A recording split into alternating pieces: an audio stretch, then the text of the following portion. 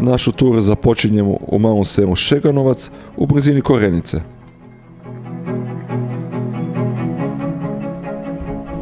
Prvi dio puta nas vodi preko ravnice, preko pitomih pašnjaka i sočne trave na kojoj pase stoka, krave i ovce.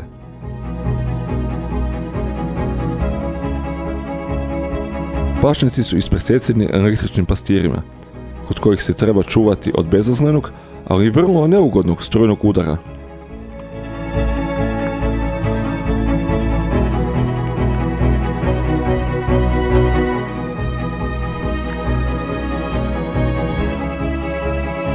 Crkva Svetog Georgija je označila kraj ravničarskog dijela naše ture.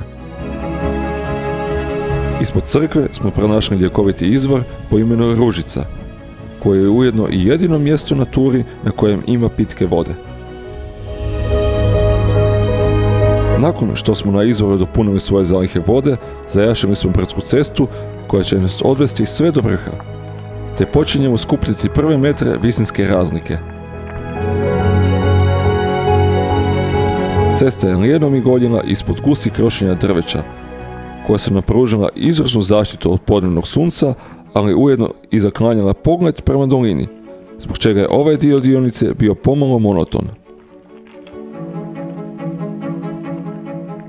Nakon nekih 2,5 sata uspona stižemo do dijela planine koji je izgledao kao da ga je poharao tornado, koji je na svojem putu iščupao svako stablo i svaku grančicu. Nažalost, to nije učinio tornado, već ljudska ruka, koja je svjesno i namjerno šumu iskrčila radi lakše kontrole državne granice, na što su upućivali i table koje smo putem zatekli.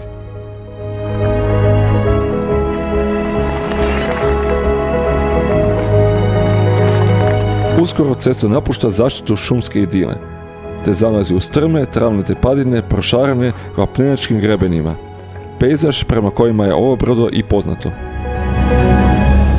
Završni dio ceste se uspinje sa sjeverne strane grebena, odakle se kao na dlanu vidi grad Bihać. Pred sami vrh nailazimo na tragove nekadašnje vojne radarske baze, koja se za vrijeme Jugoslavije nalazila na ovom mjestu.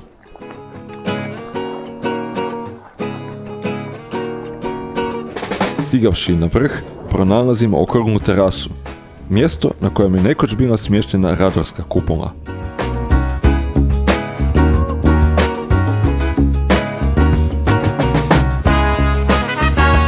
Našu pažnju privlači zgrada smještena unutar malog kanjona. To jednostavno moramo istražiti.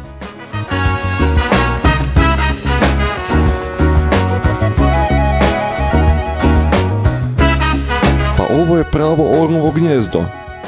Samo nedostaje žičara i tu bi se bez problema mogao snimati novi James Bond. Ili za mlađe generacije film o superjunacima. Spuštamo se cestom ispod orlovog gnijezda koja vodi prema Vidikovcu.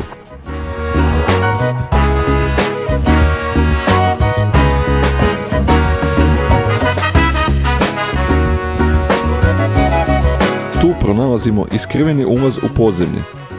Šteta što nemamo više vremena da i to istražimo. Nakon nekoliko pojedinih sendviča, selfie fotografija i hvalisanja uspjehom na WhatsAppu, krećemo nazad prema dolje.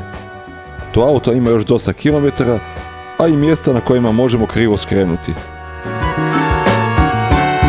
Šljunak na cesti je grub i dubok, pa smo prisiljeni voziti polako i oprezno.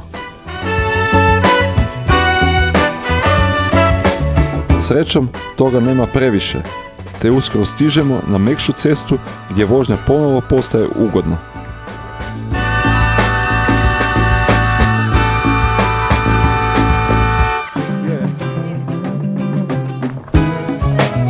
No tu uzbuđenjima nije bio kraj.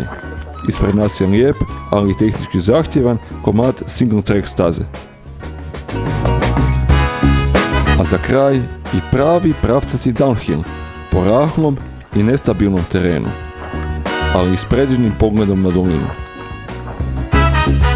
Nekima je i ovdje gurenje bila draža opcija od vožnje.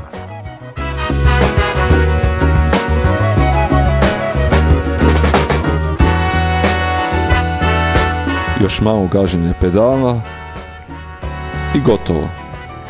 Carpe diem.